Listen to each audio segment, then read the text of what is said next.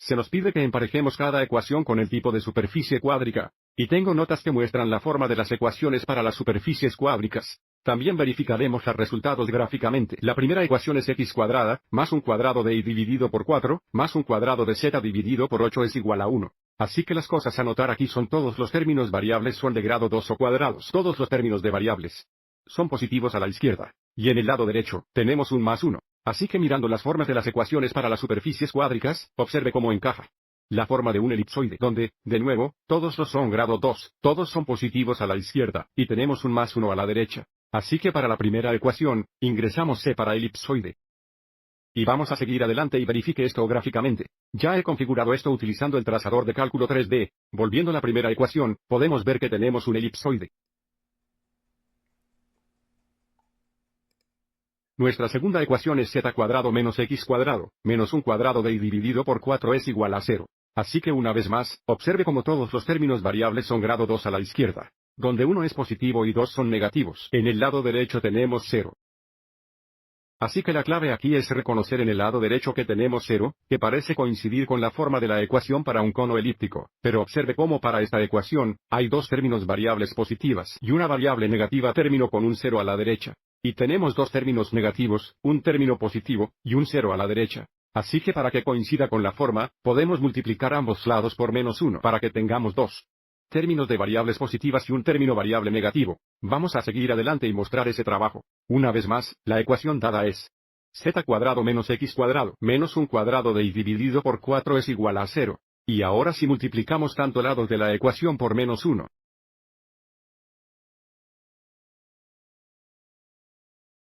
tenemos z cuadrado más x cuadrado más el cuadrado de, y dividido por 4 es igual a 0. Y ahora coincide perfectamente con la forma.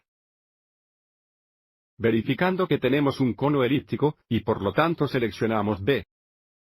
Así que de nuevo, ya hemos usado C y D. Vamos a verificar que la segunda ecuación nos da una elíptica cono gráficamente. Así que desactivaremos la primera ecuación, encenderemos la segunda ecuación, y podemos ver que hacemos tienen un cono elíptico.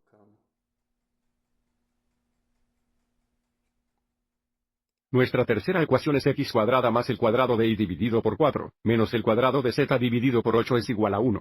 Note a la izquierda, todos los términos variables son grado 2. Tenemos dos términos variables positivos, un término variable negativo. En el lado derecho, tenemos más 1. Así que de nuevo, analizando nuestras ecuaciones, observe cómo la ecuación para un hiperboloide de una hoja tiene las tres variables términos del segundo grado. Dos son positivos, uno es negativo y el lado derecho es igual a más 1. La tercera ecuación es una hiperboloide de una hoja, que es de. Volviendo a nuestro gráfico, activando la tercera ecuación, podemos ver que tenemos un hiperboloide de una hoja.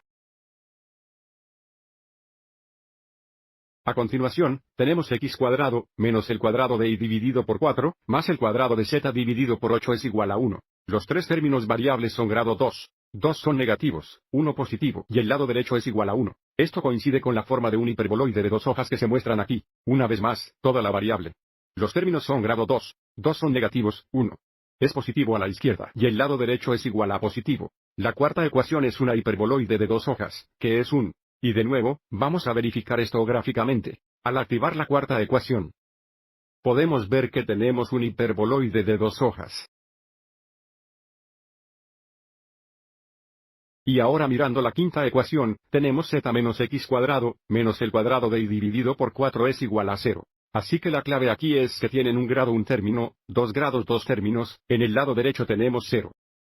Así que mirando las ecuaciones para los paraboloides, aviso para el paraboloide elíptico, el grado 1 término es positivo a la izquierda. A la derecha, ambos grados 2 términos son positivos. Para el paraboloide hiperbólico, el grado de un término es positivo a la izquierda. Y a la derecha, tenemos un grado positivo 2 término y un grado negativo 2. Así que vamos a seguir adelante y resolver esta ecuación para z, solo para verificar que coincida con la ecuación para el paraboloide elíptico.